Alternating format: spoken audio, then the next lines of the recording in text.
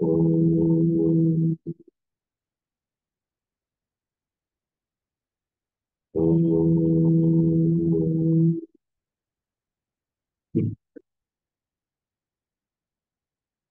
சதாசிவசமாரம்பாம் சங்கராச்சாரிய மத்தியமாம் अस्मदाचार्य पर्यन्तां वन्दे गुरुपरम्परां वन्दे गुरुपरम्परां समस्तजनकल्याणे निरतं करुणामयं नमामि चिन्मयं देवं सद्गुरुं ब्रह्मविद्वरं गुरुर्ब्रह्मा गुरुर्विष्णु गुरुर्देवो महेश्वरः गुरुसाक्षात् परं ब्रह्म तस्मै श्रीगुरवे नमः तस्मै श्रीगुरवे नमः।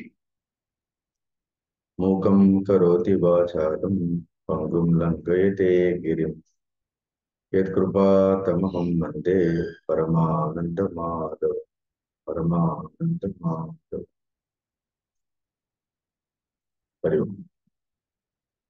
கடந்த வாரம் பகவத்கீதையினுடைய 4வது அத்தியாயத்தில் 16, 17, 18 இந்த 3 ஸ்லோகங்கள் பார்த்தோம்.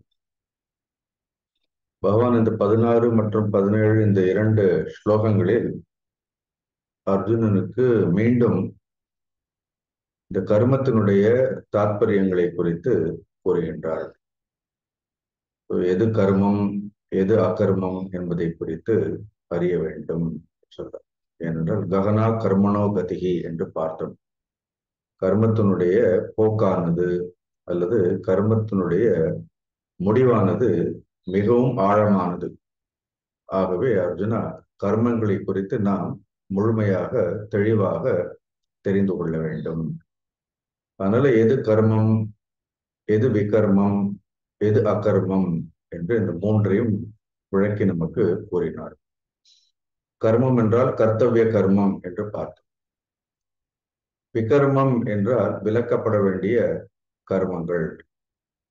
ஹிம்சாத்மகம் கர்ம, எந்த ஒரு கர்மங்கள் எல்லாம் அந்த கர்மத்தை செய்பவருக்கும் இறுதியில் ஹிம்சையை கொடுக்கின்றதோ அல்லது அந்த கர்மத்தினால் எவராவது ஹிம்சை அடைவதாக இருந்தால் அதெல்லாம் விலக்கப்பட வேண்டிய கர்மங்கள் என்று பார்த்தோம்.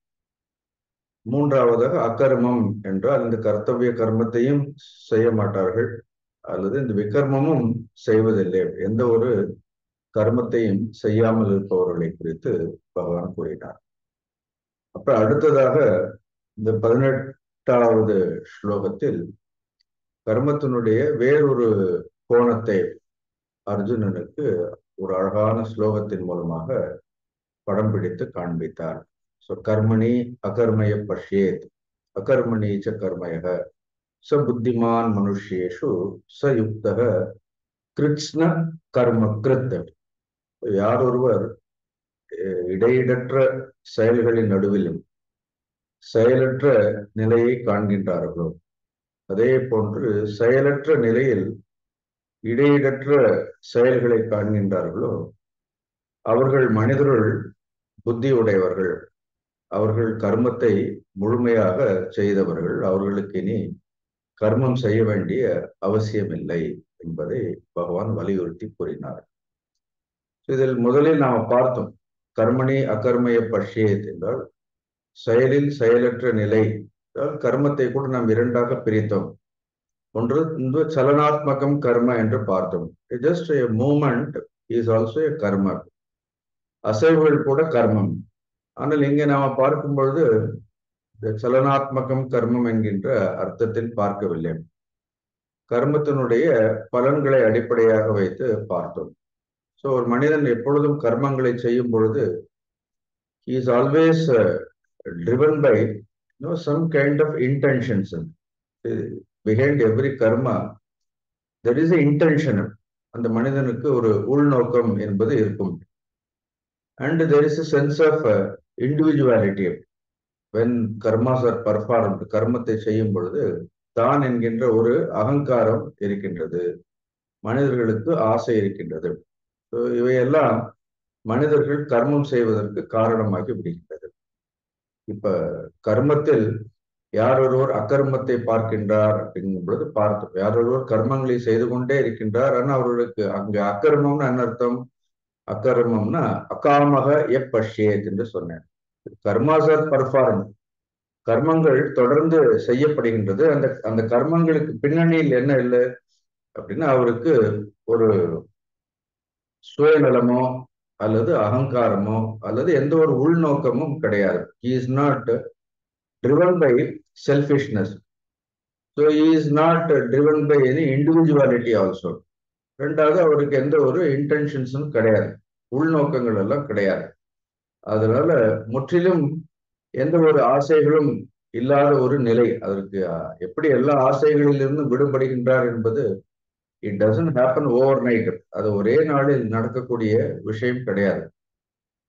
ஆசைகளிலிருந்து விடுபட வேண்டும் என்றால் if you have to get yourself relieved from all the mundane desires, then ordinary desires, then we should discover something else. அந்த ஆசைகளுக்கெல்லாம் அப்பாற்பட்டு இருக்கக்கூடிய ஒரு விஷயத்தை நாம் அறிந்து கொண்டால்தான் ஆசையிலிருந்து விடுபட முடியும்.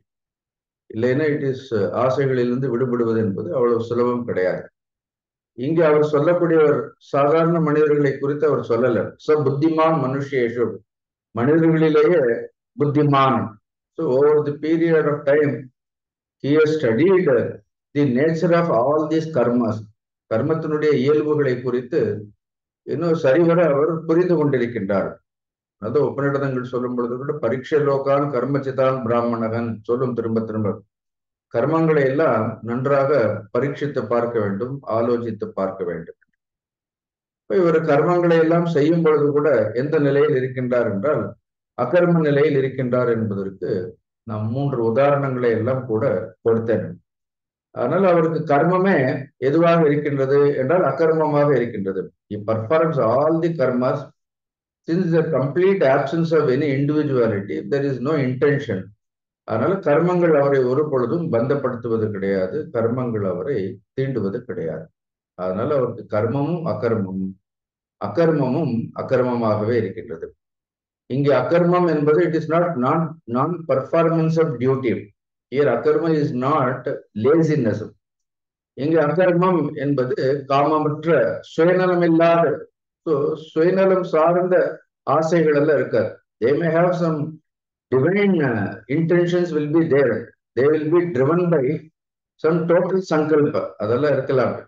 அவர்களுக்கு ஒரு ஒரு சமஷ்டி சங்கல்பம் என்பது இருக்கலாம், ஈஸ்வர சங்கல்பங்கள் இருக்கலாம். அதெல்லாம் வேறு விஷயம், கொஞ்சம் ஆழமான விஷயம். பட் சாதாரண மனிதர்களுக்கு இருப்பது போன்று அவர்களுக்கு சுயநலங்களோ உள்நோக்கங்களோ அகங்காரங்களோ இல்லாததால் அவர்களுக்கு கர்மம் கூட அகர்மமாகவே இருக்கின்றது. So they don't get tired. No, they don't get bored. Generally we do one karma, then we make 1000 complaints. நம்ம ஒரு சின்ன கர்மத்தை செய்வோம், 1000 குறைகள் சொல்லிகிட்டே இருப்போம். அவங்க 1000 கர்மங்கள் செய்வார்கள், ஆனா என்ன பண்ண மாட்டோம், they don't find any fault. They just don't get tired. They just don't get bored. See, that is explained much later. அது பார்ப்போம். ஸோ இது நம்ம ஏற்கனவே பார்த்துட்டோம். ரெண்டாவது என்ன, அகர்மணிச்ச கர்ம எக பஷ்யத். அதே போன்று அகர்மத்தில் யார் ஒருவர் கர்மத்தை பார்க்கின்றார்களோ. So this is all vision of karma. This is all you should understand. பஷ்யத் அப்படின்னா கவனிக்கிறது. So it is a vision. Now, அகர்மணி கர்மய பஷ்யத், அகர்மத்தில் கர்மத்தை பார்ப்பதுங்கிறது first we will see from the ignorant standpoint. அப்புறம் அது ஞானிக்கு அகர்மத்தில் கர்மம்னா என்னன்னு பார்ப்போம். Suppose if somebody is not doing any karma, there is an ignorant person.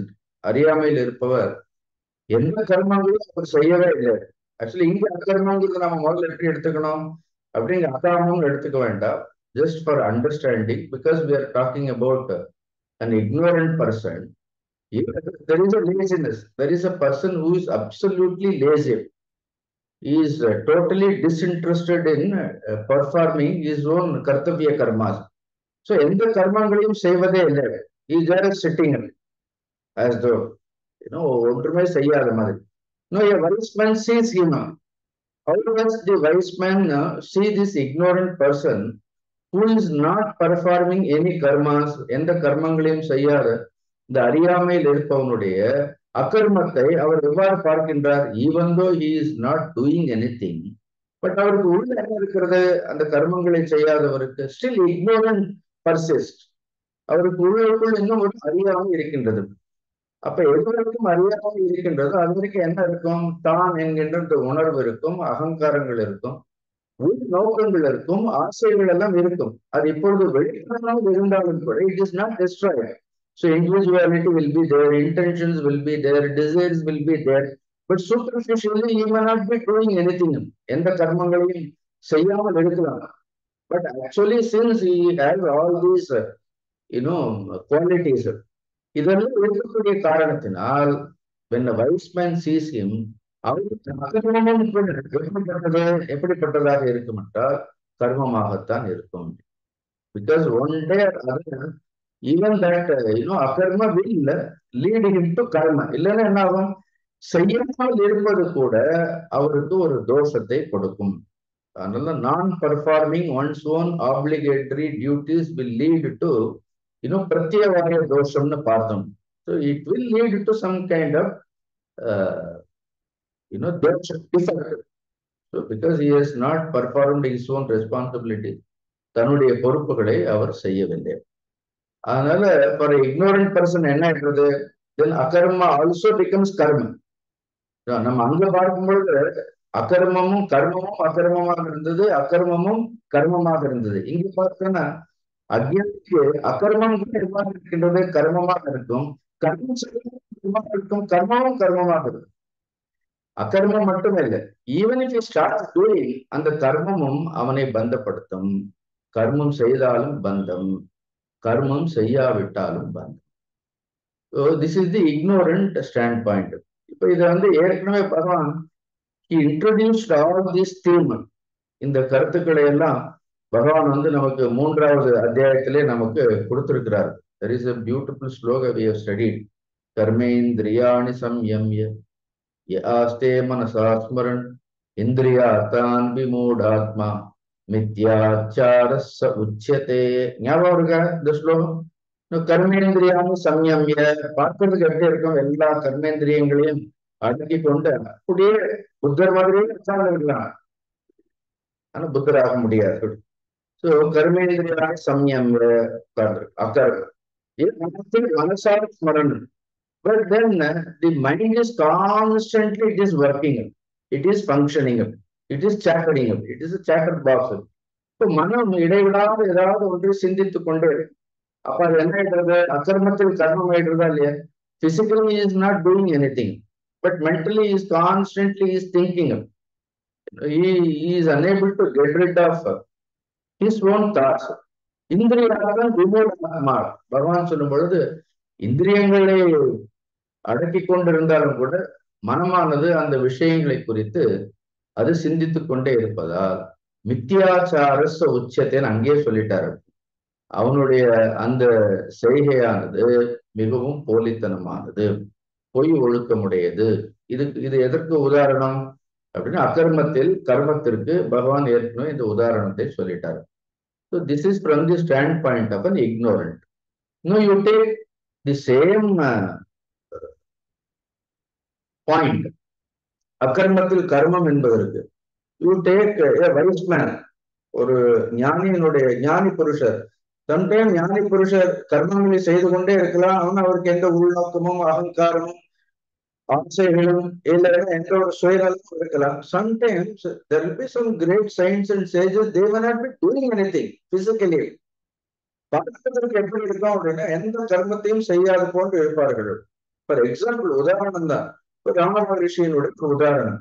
But I am not saying that Ramana Maharishi அவர் எந்த கர்மா, அவர் he was also involved in constantly he was entertaining people, he involved in giving upadeshams, all doing physically. மற்றவர்களை பார்த்து சில நேரங்கள் எப்படி இருப்பாரு? they may be sitting silently, பார்க்கறதுக்கு எந்த ஒரு கர்மங்களையும் செய்யாத மாதிரி இருப்பார்கள். But in their very presence, how many souls are elevated? See, some people they run around. நம்ம குருதேவெல்லாம் இங்க எல்லா இடங்களுக்கு போய் he has awakened so many people. This is one way of inspiring, transforming people. Now they are like Maharishis. இப்போ நமக்கு எத்தனையோ பேர் தெரியாதவர்கள் கூட இருக்கலாம், எங்கேயோ உட்கார்ந்து இருக்கலாம். They will be totally, detached themselves from all worldly activities. But their mere presence would bless this world. நமக்கு தெரியாது, எந்த கர்மங்களும் செய்யாமல் இருக்கலாம். ஆனா உள்ள அவர்களுக்கு எந்த ஒரு ஆசையும் இல்லாததால், உள்நோக்கங்களும் இல்லாததால், since they have realized themselves, அவர்களுக்கு அந்த பூரணமான ஞானம் இருக்கக்கூடிய காரணத்தினால், so in their presence so many people can be elevated. Ramana மகர்ஷி இடத்துல யாரோ போய் கேட்டார்கள், இத்தனை பேர் சுதந்திரத்திற்காக போராடி கொண்டே இருக்கின்றார்கள், so many people are involved in this freedom struggle. You are just with the copium, you are sitting here and you are not participating in anything and you are not contributing anything for this freedom struggle. Ramana Maharshi gently he asked, how do you know that I am not contributing?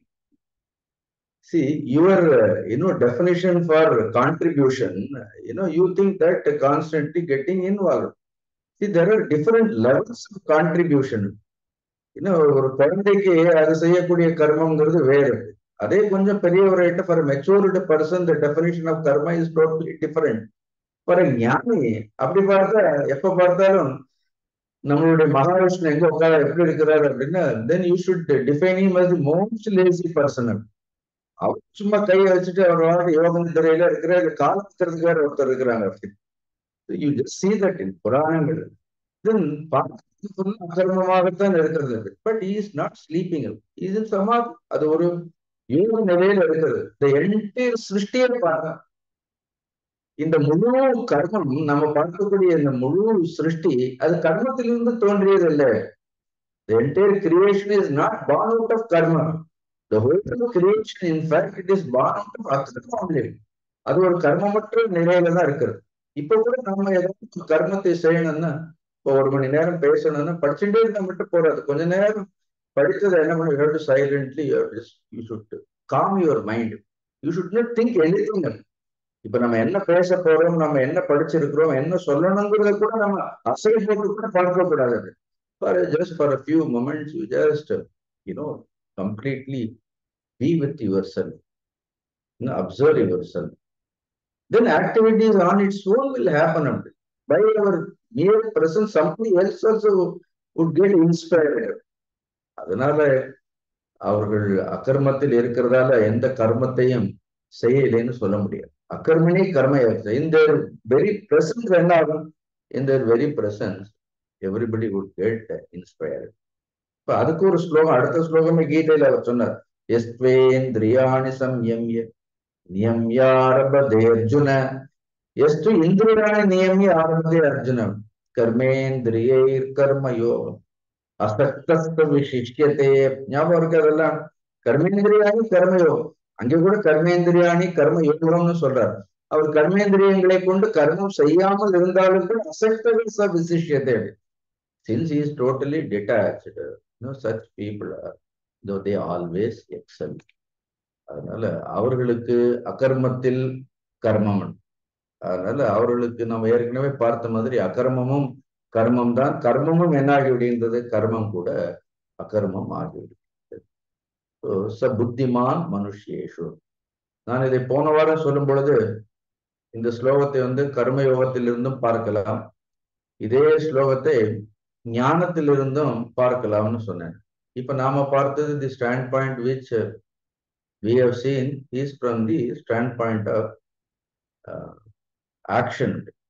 இதே ஞானத்திலிருந்து பார்த்தோன்னா என்ன ஆயிடும், கர்மணி அகர்மய பஷ்யே, கர்மணி in all the karmas, because the upadhis are constantly they are acting, in all the activities of our upadhis. உபாதிகள்னா தெரியும், உடல் இருக்கு, மனம் இருக்கு, புத்தி இருக்கிறது, பிராணங்கள் இருக்கின்றது. they are ceaselessly they are engaged in activities. உடல் காரியங்கள் செய்து கொண்டே இருக்கின்றது, மனம் செய்கின்றது, இந்திரியங்கள் செய்கின்றது. So in and through all the activities of the upadhis, the instruments. So காரிய கரண சங்காதம்னு உபநிடதங்கள் எல்லாம் கூட படிச்சோம். இது எந்த பட்சத்திலும் அவர் எப்படி பார்க்கின்றார் அப்படின்னா, அகர்மக பஷ்யேத். அகர்மக மீன்ஸ் ஆத்ம தத்துவம். இன்னொரு அர்த்தம் அகாமன், ஏற்கனவே ஒரு அர்த்தம் பார்த்தோம். இங்க கர்மங்களில் அகர்மத்தை பார்க்கின்றார்னு இங்க அகர்மங்கிறதுக்கு ஆத்ம தத்துவம்னு ஒரு அர்த்தம் இருக்கு. சோ அவர் ஆத்ம தத்துவத்தை அறிந்து கொண்டிருப்பதால் எந்த ஒரு கர்மங்களை செய்தாலும் கூட என்ன ஆகாது அவருக்கு, அவருக்கு அந்த கர்மங்கள் எந்த ஒரு பந்தத்தையும் ஏற்படுத்தாது.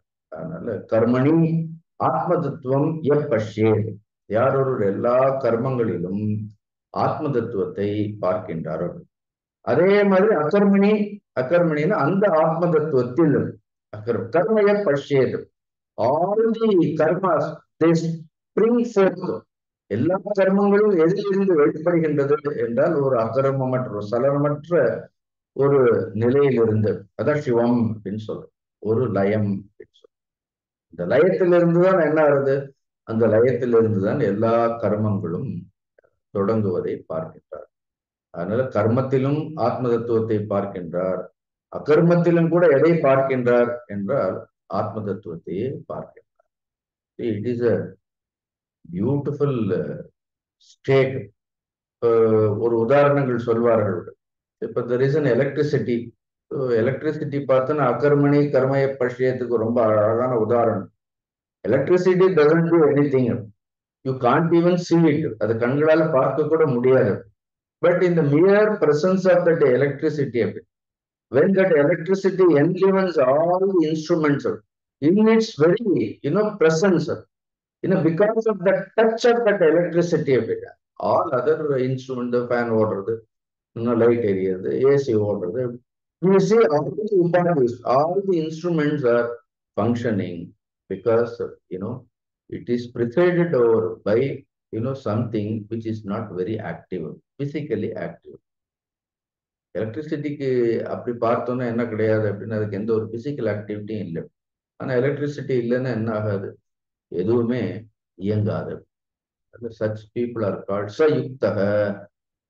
முதல் உதாரணத்திற்கு கர்மயோக யுக்தகன்னு சொல்லிட்டு, இங்க அது ஞானியாக இருக்கிறதால நம்ம என்ன சொல்ற, சயுக்தக. சயுக்தகன்னா ஞான யோக யுக்தக. கிருஷ்ண கர்ம கிருத் அப்படின்னு என்ன அர்த்தம், அவரை பொறுத்த வரைக்கும் ஆனந்த ஸ்வரூபம்னு அர்த்தம். யார் ஒருவர் எப்பொழுதும் ஆனந்த ஸ்வரூபத்திலேயே இருக்கின்றார். அங்கே கிருஷ்ண கர்ம கிருத்னா கர்மத்தின் மூலமாக மனதை முழுமையாக தூய்மைப்படுத்தியவர் அப்படின்னு ஒரு அர்த்தம் பார்த்தோம். இங்க கிருஷ்ண கர்ம கிருத் அப்படின்னா there is no need to purify, and he has already purified his own mind. He has realized the truth also. So yuktaha buddhiman manusheshu krishna karma krit. That means what? He has experienced complete fulfillment. Such people are totally different. So there is a poet I often quote, and the Rumi or poet on there is a beautiful poetry which I was reading. See the annihilated lovers, see the beloved's face, even in the water they drink. The annihilated lovers, those who have annihilated completely their individuality, their ego, such lovers of God, they see the face of the Lord even in the water they drink. அவர்கள் குடிக்கக்கூடிய ஜலத்துல கூட அவர்களுக்கு என்ன தெரியுமா, இறைவன் தான் அதை பார்க்கின்றார்கள் அப்படின்னா. So while others, those who have not annihilated their ego, அது அழகா சொன்னால், why others see their own reflection. அவர்களுக்கு ஜலத்துல என்ன தெரியுமா, they will see their own reflection. See what is the difference between this wise man and ignorant man, whether it is Bhagavad Gita, அது எங்கேயோ இருக்கு, it is an European thought. So beautiful. The annihilated lovers see the beloved's face even in the waters they drink, while others see their own reflection. மற்றவர்களுக்கு நாம செய்யக்கூடிய எல்லா கர்மங்களையும் நமக்கு யார் தெரியும், நாம தான் தெரியும்.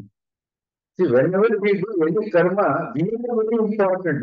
We are most important people. நாம எங்க போனாலும் we must be respected, we must be cared, we must be given importance. Is it not true? Wherever we go, we see our own reflection of it. அதனால we love our own children very much than other children. அதனால நமக்கு ரொம்ப சந்தோஷம் நாம நினைக்கிறோம், because we see our own reflection.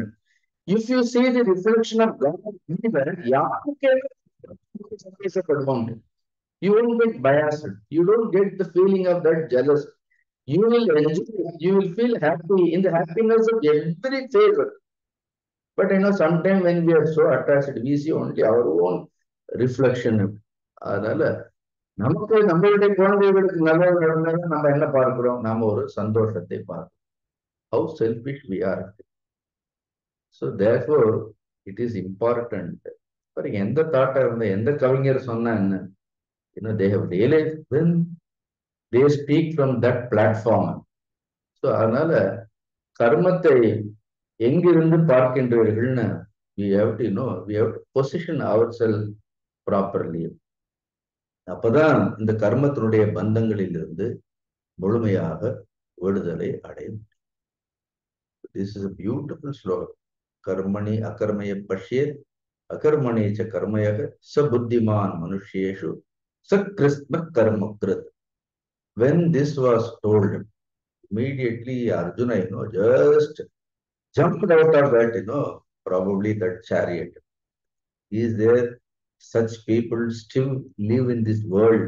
உடனே அடுத்த கேள்வி என்னன்னா, அர்ஜுனன் கேட்கிறான், பகவான், இதே மாதிரி மனிதர்களில் புத்திமானாக இருக்கக்கூடியவர்கள், எல்லா கர்மத்தையும் செய்து விட்டோங்கிற திருப்தியோடு இருக்கக்கூடியவர்கள், ஞானிகள் இருக்கின்றார்களா?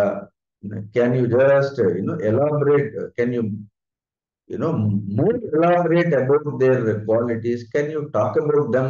Lord says, why not? See, in this world, just what is the use of talking about ignorant people? No, what is the use of moving in the midst of ignorant people? இந்த உலகத்தில் அறியாமையில் இருப்பவர்கள் குறித்தே அவர்களே புகழ்ந்து பேசி பேசி என்ன பிரயோஜனம்?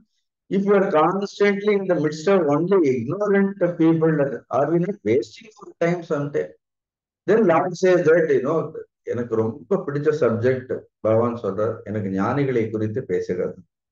அதனால அவரே சொல்ற, ஞானி து ஆத்மைவ மே மதம்னு சொல்வார். See, there is no difference between me and ஞானி. Why not? So every time when Arjuna thinks of a ஞானி, even we have seen this in second chapter also, ஸ்திதப்பிரஜ்ஞ லட்சணத்துல கூட பகவான் அர்ஜுனன் கேட்ட உடனே ஸ்திதப்பிரஜ்ஞஸ்ய கா பாஷ மட்ட உடனே என்ன பண்றாரு? ஜஸ்ட் பகவான் தமிழ்ல சொல்லணும்னா பொறிஞ்சு தள்ளிட்டாரு. அவருக்கு அந்த ஞானத்தை பற்றி கூறணும்னா அவ்வளவு ஒரு ஆசை. அதே மாதிரி நமக்கு கூட ஒரு சின்ன ஆசை இருக்கணும். ஞான விஷயங்களை கேட்பதற்கு முதல்ல நமக்கு என்ன இருக்கணும்? நமக்கு அதீதமான ஆசை இருக்க வேண்டும். We should show more desire, more interest to hear about the glory of knowledge. ஏன் காரணம் என்னன்னா, ultimately that is our nature. அதுதான் நம்முடைய உண்மையான சுவாவம்ங்கிறதால ஆல்மோஸ்ட் 19வது ஸ்லோகத்துல ஒரு ஸ்லோகத்தோட நிற்க மாட்டார் பகவான். கர்மத்திற்கு 3 ஸ்லோகம்னா ஞானத்திற்கு ஒரு 6 ஸ்லோகம் வச்சிருப்பாரு. அதனால 19வது ஸ்லோகத்துல இருந்து இஃப் யூ கேர்ஃபுல்லி ரீட் 26வது ஸ்லோகம் 27வது ஸ்லோகம், ஐ திங்க் பிரம்மார்ப்பணம் பிரம்மகவிகி பிரம்மார்ப்பணம்ங்கிறது he summarizes the entire knowledge. But 26வது ஸ்லோகம் வரைக்கும் அவர் என்ன பண்ணுவார் அப்படின்னா, he just keep explaining about ஞானியினுடைய லட்சணங்கள், அவர்கள் இந்த உலகத்தில் எவ்வாறு கர்மங்களை செய்கின்றார்கள் என்பதை குறித்து அழகான ஸ்லோகங்கள். நான் ஏற்கனவே அங்க கூட சொன்னேன், எது ஞானிக்கு இயல்போ, எது ஞானிக்கு லட்சணமோ, அது சாதகர்களுக்கு எதுவாக இருக்க வேண்டும்? அது சாதனைகளாக இருக்க வேண்டும். So when we read all these things, somewhere we should try to put all these thoughts, all these ideas, we should collect it. இந்த கருத்துக்களை எல்லாம், இந்த சிந்தனைகளை எல்லாம் என்ன பண்ணணும்? just pile up. அது அப்படியே ஒரு இடத்துல just collect பண்ணுங்க.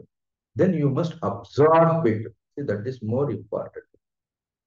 தட்டுல சாதத்தெல்லாம் என்ன ஒரு ஓரம் பூச்சி அப்புறம் என்ன பண்றோம்? உள்ள தள்ளுறோமா இல்லையா? அப்படி அதே மாதிரி you should just collect all these thoughts and patiently you just sit. அவசரம் வேண்டாம், உட்கார்ந்து கொஞ்சம் கொஞ்சமாக என்ன பண்ண வேண்டும்? இந்த விஷயங்களை எல்லாம் அசை போட வேண்டும்.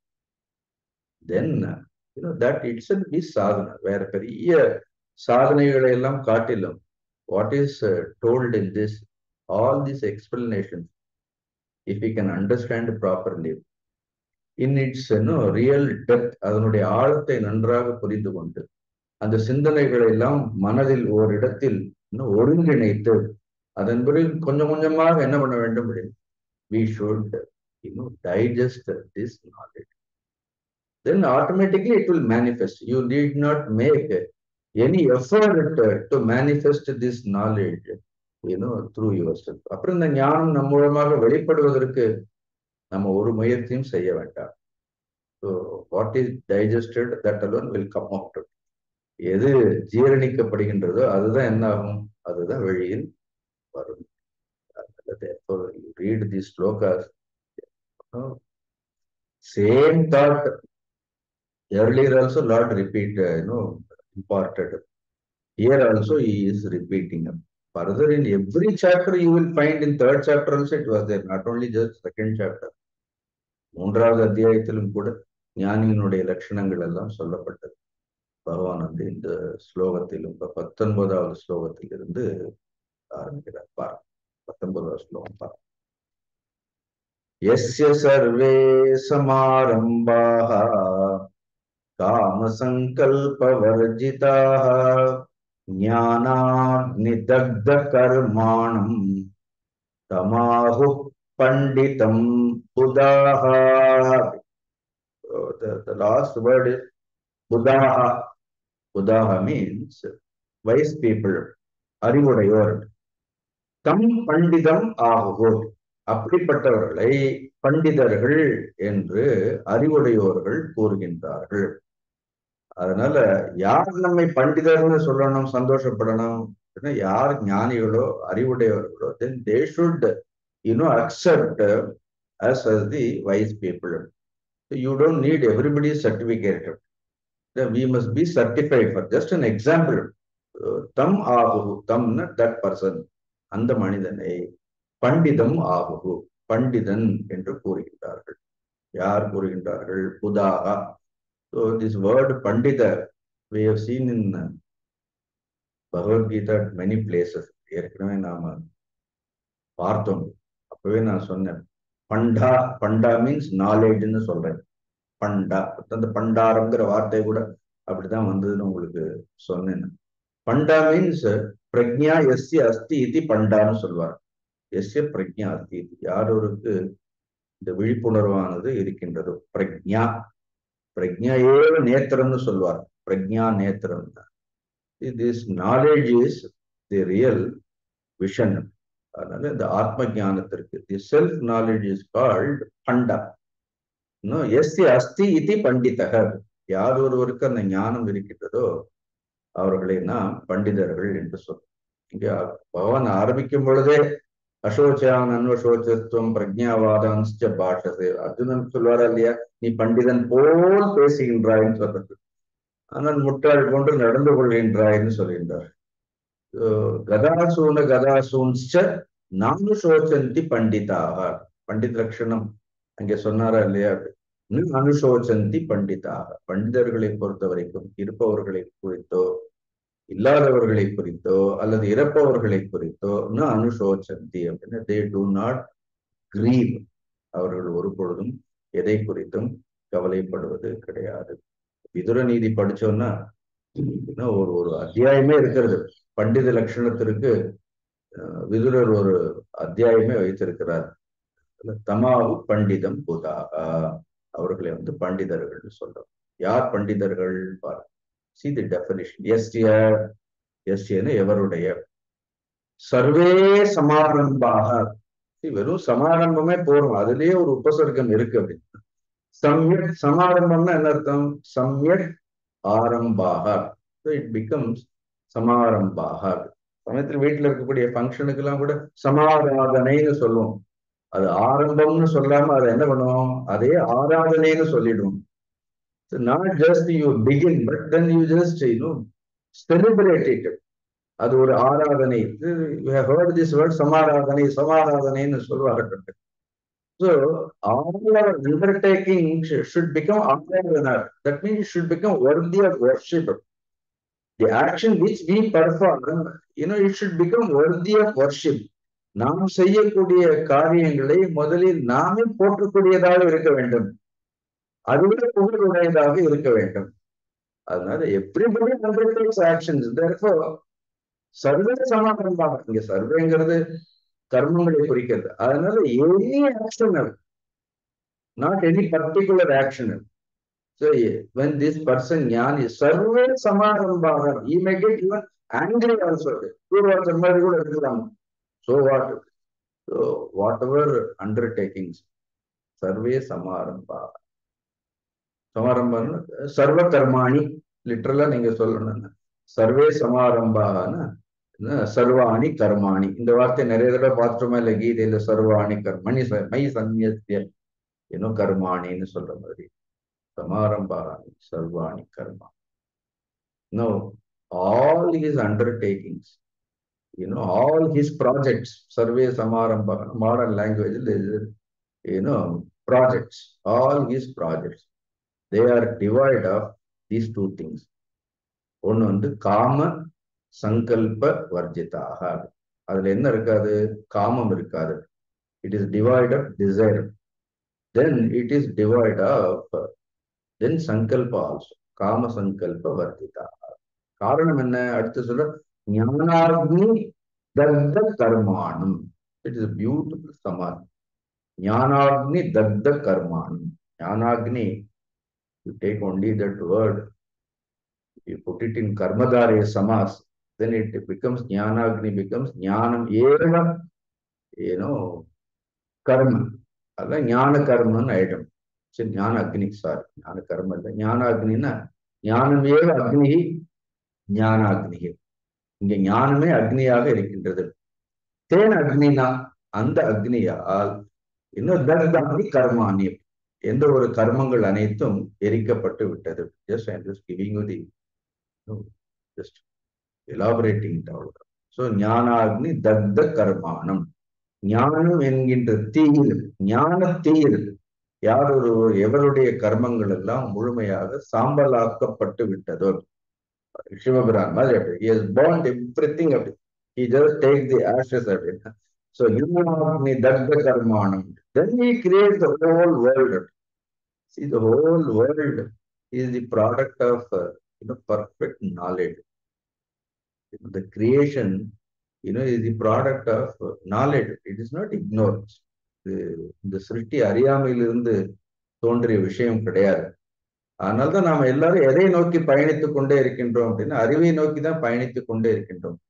ஏன்னா இந்த சிருஷ்டியே முழுமையான அறிவிலிருந்து இது தோன்றியது. அது எங்கேயும் போகல, எப்பொழுதும் இருக்கின்றது. There is a kind of a feeling. ஞானாக்னி தக்த கர்மா தமாஹு பண்டிதம் புதா. பகவான் என்ன சொல்றார்? அவருடைய கர்மங்கள் எல்லாமே காம சங்கல்ப வர்ஜிதாக. See, whenever we also perform any actions, see, நாம ஏதாவது ஒரு கர்மங்களை எல்லாம் செய்யும் பொழுது அந்த கர்மங்களுக்கு பின்னாடி என்ன இருக்கும் அப்படின்னா, there is a desire. No, there is a சங்கல்பம். இந்த ரெண்டு இருக்கிறதா இல்லையா? காமம், ஆசை இல்லாமல், சங்கல்பம் இல்லாமல் எந்த கர்மங்களையும் செய்ய முடியாது. No, Lord says that he performs all karmas. எல்லா கர்மங்களையும் செய்கின்றார். ஆனால் அந்த கர்மங்களுக்கு பின்னாடி என்னெல்லாம் ஆசை கிடையாது, சங்கல்பம் கிடையாதுன்னா, Arjuna will ask, how is it possible? எந்த ஒரு ஆசையுமே இல்லாமல், ஏன்னா ஏதாவது ஒரு கர்மத்தை துவக்க வேண்டும் என்றால் ஆசைங்கிறது ஒண்ணு இருக்கணுமா இல்லையா? இப்ப ஒரு கிளாஸ் எடுக்கணும்னாலும் கூட ஆசை இல்லாமல் எப்படி செய்ய முடியும்? ஒரு சங்கல்பம் இல்லாமல் எப்படி பண்ண முடியும்? அகர்ம நிலையில் இருக்கிறாருன்னா பரவாயில்லை. If he is in the state of akarma, then we can understand. But he is performing karmas. அவர் கர்மங்களை செய்து கொண்டு இருக்கின்றார். ஆனால் ஆசையும் சங்கல்பமும் இல்லாவிட்டால், எந்த ஆசையும் இல்லாமல் யாராவது கர்மங்களை செய்வார்களா? ஏன்னா நமக்கு நினைத்து பார்க்கவே முடியாது. ஏன்னா நமக்கு ஒரு கர்மத்தை ஆரம்பிக்கணும்னால என்ன இருக்கணும்? We are always driven by some kind of desire. Now Lord says he doesn't have any desire, no sankalpa, but he keeps performing action. Then we think that he is mad. ஏன்னா எந்த ஆசையும் இல்லாமல், எந்த சங்கல்பமும் இல்லாமல் கர்மங்களை செய்வதற்கு அவருக்கு அறிவே இல்லையான்னு நமக்கு தோன்றும். So then we should understand what is the state of their mind. Now, what is the difference between this kama and sankalpa? See, this simple definition.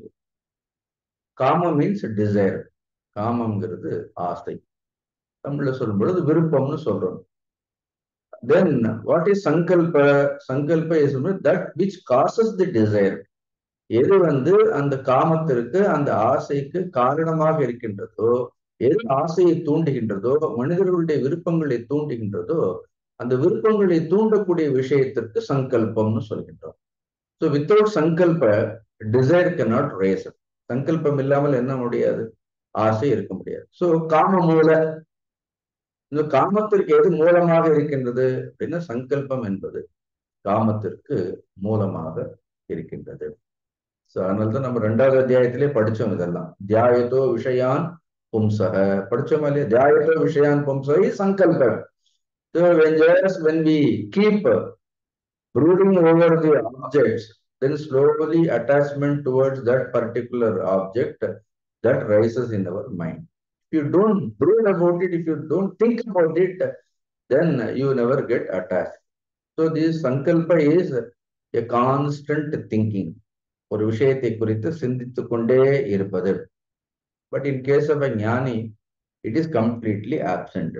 அதனால அவங்களுக்கு இப்ப குருதேவே இருக்கிறார், இவ்வளவு காரியங்கள் எஸ் சர்வே சமாரம்பாக, ஆனா சங்கல்பம் இல்லாமல் இருந்திருக்கும். Can we say that there is no sankalpa? Definitely ஒரு சங்கல்பம் இருக்கும். பட் அது நம்முடைய சங்கல்பத்தை போன்று, நம்மளுடைய ஆசைகளை போன்று இருக்காது. Please understand, whenever we do some karma, an ignorant person performs any karma. அஜ்ஞானத்தில் இருப்பவர்கள் எந்த ஒரு கர்மத்தை செய்தாலும் that karma is performed only for want of happiness. சந்தோஷத்தை அடைய வேண்டும் என்பதற்காக தான் நாம் என்ன செய்கின்றோம்? எல்லா கர்மங்களையும் நாம் செய்கின்றோம். Is it true or not? That means just for gaining happiness we do all the karmas. All the karmas are therefore behind all our desires. நீங்க நல்லா யோசிச்சு பாருங்க, நம்மளுடைய ஆசைகளுக்கு பின்பு, நம்மளுடைய சங்கல்பங்களுக்கு பின்பு என்ன இருக்கின்றது? I want to gain happiness. நான் சந்தோஷத்தை அடையணுங்கிறது. அது ஆக்சுவலா அதுதான். ஆசைகள் வேணா பல்வேறு ஆசைகள் இருக்கலாம், எவ்வளவு சங்கல்பங்கள் இருக்கலாம். But end result, end of the day, what we want is happiness. No, we have fulfilled so many desires, so many sankalpas, but end of the day we have not seen it. End result நமக்கு கிடைக்கிறே இல்லை. Unfortunately, we have not seen happiness. See, நம்மளுடைய happiness also, நீங்க சந்தோஷத்தை, மனிதர்களுடைய சந்தோஷங்களை கூட பாருங்க. Man performs some activity, he entertains some desire, he fulfills that desire. ஏதோ ஒரு ஆசை வருகின்றது, அந்த ஆசையை நாம திருப்திப்படுத்துறோம். அந்த ஆசையை திருப்திப்படுத்தும் போது உடனே என்ன ஆகுது? சந்தோஷம் வருகின்றதா இல்லையா? அப்ப உடனே எஸ்ய சர்வே சமாரம்பாக காம சங்கல்ப வர்ஜிதாக சொல்லலாமா இல்லையா? சொல்ல முடியாது. நமக்கு ப்ராப்ளம் என்ன? After some time we get even bored with that happiness. See, you fulfill a desire, you gain happiness. Don't we get bored with that happiness? Idli வேணும், இட்லி வேணும், இட்லி வேணும். ஸோ இட்லி வந்துட்டு என்ன ஆகுது? 2 நாள் இட்லி சாப்பிட்டா என்ன, அவ்வளவுதான் நமக்கு. See, repeated happiness also we just get bored. Then you look, நம்ம சந்தோஷத்துக்கு அப்படியே ஒரு விஷயத்தை நாடி செல்கின்றோம். So every day it is not that we don't feel happy. Unfortunately, we get bored with our own happiness. Then we search happiness in every object, not knowing that the real happiness doesn't lie in objects. உண்மையான சந்தோஷம்ங்கிறது வெளியில் இருக்கக்கூடிய விஷயங்களில் இல்லைங்கிறது நமக்கு தெரியாமல் throughout our life we run after, we jump from one object to another object. ஒரு பொருளில் இருந்து இன்னொரு பொருளில் இது சந்தோஷத்தை கொடுக்கும், அது சந்தோஷத்தை கொடுக்கும். என்ன பண்றோம்? நாம் சந்தோஷத்தை தேடி அடைந்து கொண்டே இருக்கின்றோம். So all our actions, if we are ignorant, நாம் அறியாமல் இருந்தோம், they are driven by only happiness.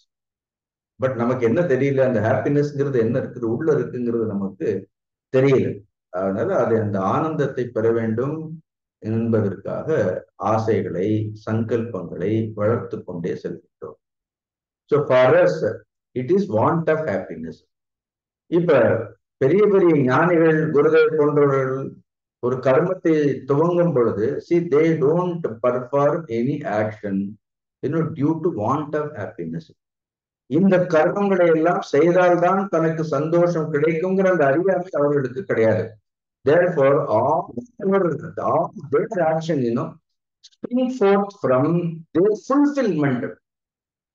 So, out of happiness. So, நமக்கு சந்தோஷத்தை அடைய வேண்டும்ங்கிற ஒரு நிர்பந்தத்தினால் சந்தோஷத்தை தேடி நம் கர்மங்களை எல்லாம் செய்கின்றோம். So, there is always gratification இருக்கிறது. இங்க பார்த்த ஞானிகளை பொறுத்த வரைக்கும் they have discovered the abundance of happiness. Having gained some happiness, they need not search for another one. That happiness which the knowledge gives, எந்த ஒரு ஞானம் கொடுக்கக்கூடிய அந்த சந்தோஷம் என்ன, once you gain it, you don't get bored with it. ஏன்னா இது ஒரு சலிக்காத ஆனந்தம். இந்த சந்தோஷம் சலிச்சிடாது. So they have discovered fulfillment in their heart. ஒரு முழுமையை. No, they wanted to share it. எந்த ஆனந்தத்தை தாங்கள் அடைந்திருக்கின்றார்களோ, see all their actions, they are born out of happiness. So we do for it, they do from it. அவ்வளவுதான். அதனால அவங்களுக்கும் சங்கல்பம் இருக்கும், அவங்களுக்கு ஆசை இருக்கும். ஆனா ஒன்றை அடையணுங்கிறதுக்காக கிடையாது, ஒன்றை கொடுக்க வேண்டும் என்பதற்காக, பெற வேண்டும் என்பதற்காக அவர்கள் காரியங்களை செய்வது கிடையாது. It is purely out of sense of fulfillment. How wonderful it is. Now, in our own life, just think about it. How many actions in a day we perform out of fulfillment? Out of fulfillment. You don't know. Not out of expectations. எதிர்பார்ப்பிலிருந்து காரியங்களை செய்யாமல், just when you do out of fulfillment, then naturally you have no expectation. You don't even expect people to thank you. மனிதர்கள் நாம் செய்யக்கூடிய கர்மங்களுக்கு நன்றி சொல்ல வேண்டும் என்று எதிர்பார்க்கவும் மாட்டோம். அவர்கள் நன்றி உடையவர்களாக இருக்க வேண்டும் என்கின்ற எதிர்பார்ப்பு கூட என்ன இருக்காது, எந்த ஒரு எதிர்பார்ப்பும் இருக்காது. Just see the nature of it. Now in nature so many things function just out of fulfillment. சூரியன் ஒவ்வொரு நாள் ஒரு நாள் கூட டல்லா வரதே இல்லை. Every day appears with so much of brightness because he comes out of fulfillment. A sense of joy. Not any want of any happiness. அவர் சந்தோஷத்துக்காக வரணும்னு நம்மளெல்லாம் பார்த்தாருன்னா என்ன ஆகும்? What will happen? Immediately he will disappear. So all the actions, they are born out of fulfillment. Because I have given this example many times, but the context will change. Over there, உதாரணங்கள் கொடுக்கும்போது அந்த குருதேவுக்கும் தப்போன் மகராஜுக்கும் நடந்த அந்த சம்பாதங்கள் எல்லாம் கூட பார்த்தீங்கன்னா, குருதேவ் கேட்டார் இல்ல, Chinmaya, do you see that Himalayas அப்படின்னு கேட்பார். Don't it look so beautiful? Do you enjoy that beauty? கேட்பார் இல்லையா சின்மயா, அந்த இமயத்தை பார்க்கிறையா, அது பார்க்கிறதுக்கு எவ்வளவு அழகாக இருக்கின்றது, அந்த அழகை நீ ரசிக்கின்றாயா, அந்த அழகு உனக்கு ஆனந்தம் கொடுக்கின்றது எல்லாம் கேட்பாரு. Finally you will ask him, do you want to possess it அப்படின்னு கேட்பாரு. குருதேவ் சொல்றாரு, no, see, when you enjoy something, when you don't want to possess it, ஒன்றை நாம் பார்க்கும் பொழுது, ஒன்றை நாம் ரசிக்கும் பொழுது, அதை நம்முடையதாக்கிக் கொள்ள வேண்டும், நமது உடனே ஆக்கிக் கொள்ள வேண்டும்ங்கிற அந்த துடிப்பு இல்லாவிட்டால், all that you enjoy, all that you appreciate, that becomes, that appreciation becomes out of fulfillment, out of joy. தனக்குள்ள என்ன இருக்கிறதோ, எந்த ஒன்று இருக்கின்றது, அது வெளியில் என்ன இருக்கின்றது, வெளியில் ஒரு அற்புதமான ஒரு மலையாக அது காட்சி அளிக்கின்றது. So their joy, even when they see Himalayas, they also derive joy. But then நம்ம உடனே இங்க ஒரு இடம் வாங்கணும்னு நினைப்போம். போன உடனே, அப்பா இந்த இடம் ரொம்ப அமைதியா இருக்கிறது, இங்க ஒரு 5 சென்ட் வாங்கி போட்டோம்னா, immediately we think of buying it. We can't அங்க ஒரு 2 நிமிஷம் உட்கார் ஒரு காரை பார்த்து உடனே வாங்கணும். இப்ப யாராவது எத்தனையோ பேர் கார்ல கூட்டிட்டு போறோம், சௌரியமா போயிட்டு வர வேண்டியது எல்லா கார்ல. இப்ப நம்ம உட்காரக்கூடிய கார் எல்லாம் நம்ம வாங்கணும்னு நினைச்சோன்னா என்ன ஆகும்? Then at that moment you lose your happiness. அங்கே என்ன ஆயிடும்? The moment you try to possess it, the moment you think that you wanted to win it, then there is a whole problem. The whole problem comes when there is a sense of ownership. In this world, we want to own everything. We want to own everybody. Atleast we want இப்ப சொல் கேட்கலன்னா வீட்டுல ஒரு நாயாவது வளர்த்தே ஆகணும். Because nobody else listens to us. At least that dog will be more loyal to us. These people, they are in this world. They are also enjoying. இப்போ குருதேவ மாதிரி அனுபவித்தவர் யாரை பார்க்க முடியும் நீங்க? All the time so joyful. But then absolutely they never want anything. Because they don't lack anything. See, when you feel that you lack something, then you will think of owning it. See, neither they owned places. None of these places which Gurudev created, it is not in the name of Gurudev at all. It doesn't belong to him. அதுக்கப்புறம் அவரை சார்ந்தவர்கள் யாரும் கூட அதை அனுபவிக்கல. So many others. See, it is all created just for the sake of the society, for the people.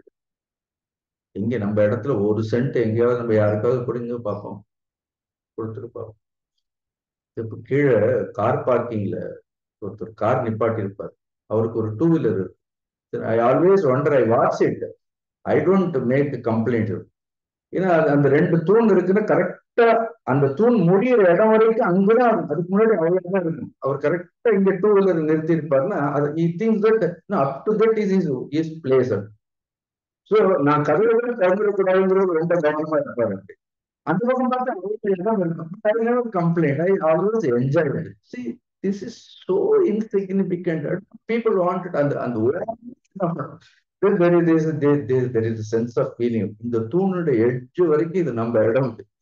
அதனால முன்னாடி கொஞ்சம் முன்னாடி நிறுத்தினா அடுத்தவங்களுக்கு கொஞ்சம் சௌகரியமா இருக்குமேங்கிற even that thought is also not. I use to wonder how people can be so selfish. So it always, then if you start complaining about it, you will lose your peace of mind. Then இது நாளைக்கு நமக்கு கீதை கிளாஸுக்கு ஒரு நல்ல உதாரணம் எடுத்துன்னு தோணும். See it. There is always that sense of everywhere ownership. Here is a person out of Gurudev never owned anything. They don't own even people. They don't even own places. Because there is something, which they own, it can give them anything they want. ஒரு அழகான ஸ்லோகம் பாருங்க. காம சங்கல்ப வர்ஜிதா. அதுக்காக ஆசை இல்லாமல் இல்லை, சங்கல்பம் இல்லாமல் இல்லை. அவர்களுடைய ஆசைகளும் சங்கல்பங்களும் it is out of fulfilment.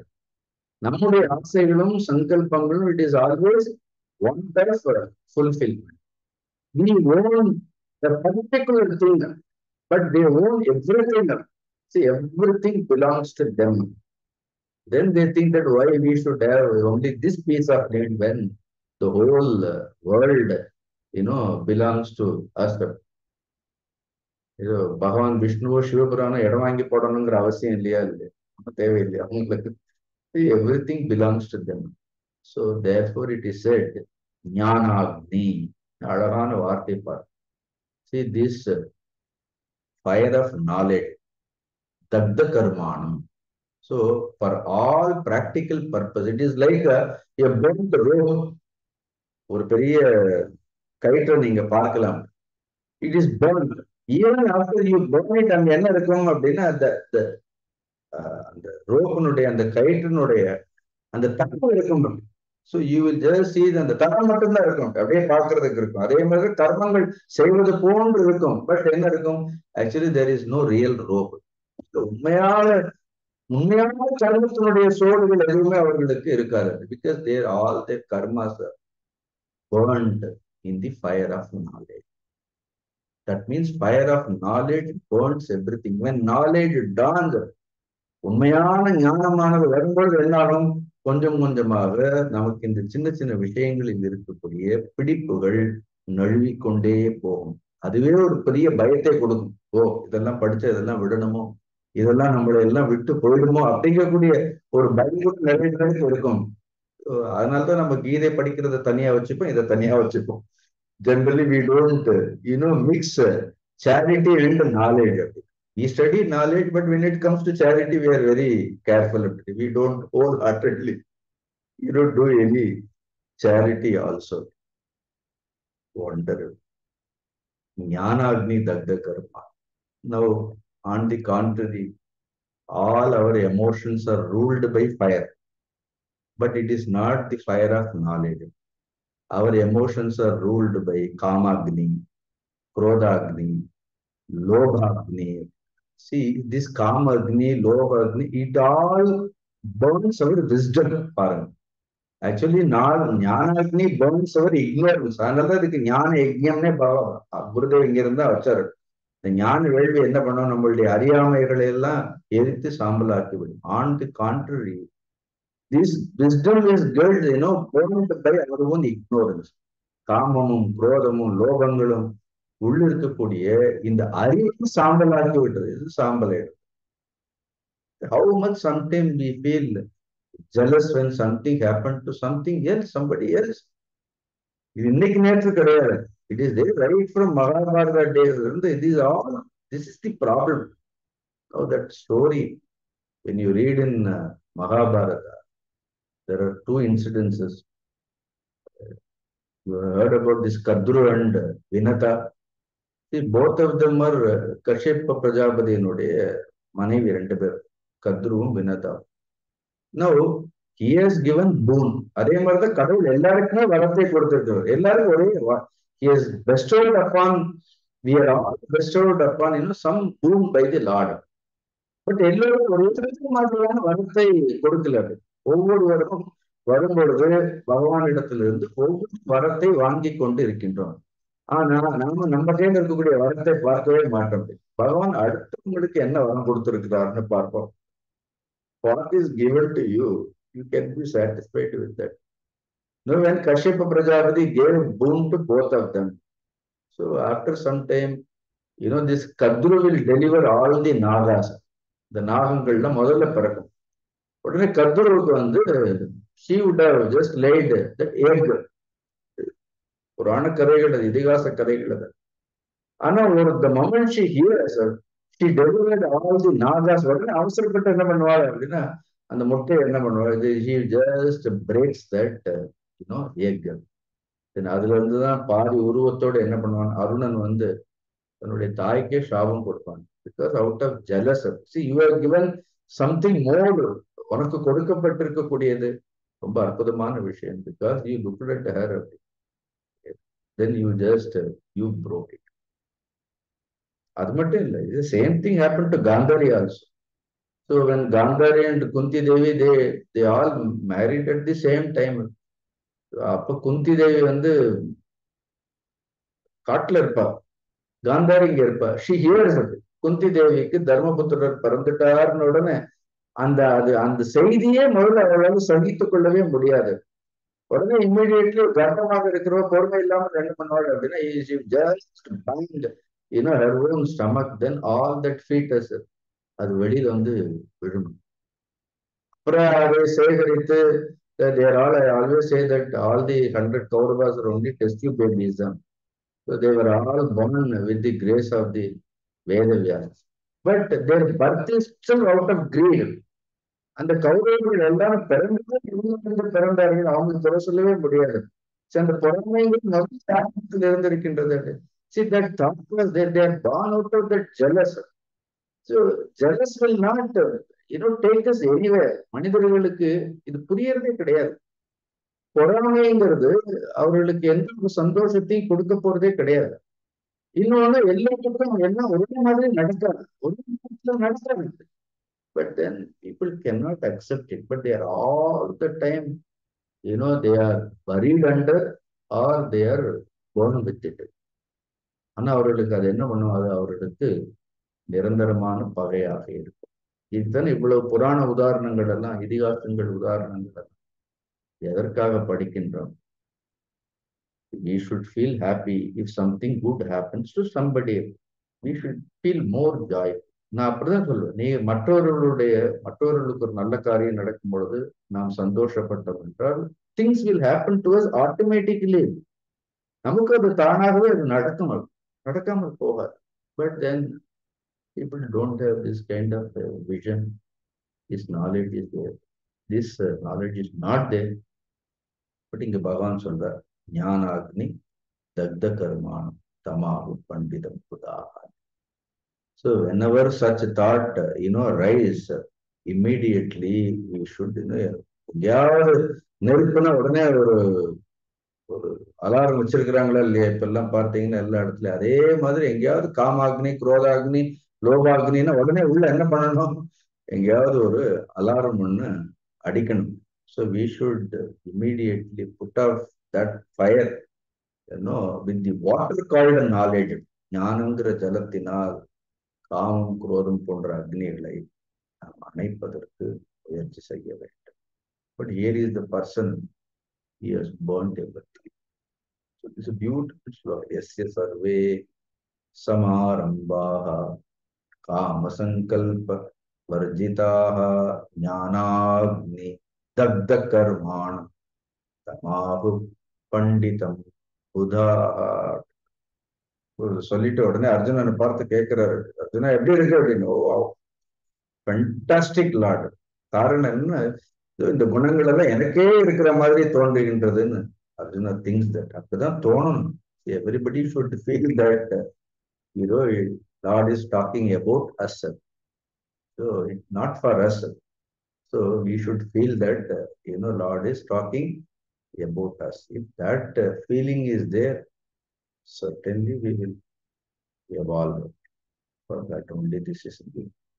So more of it we will see in our next class.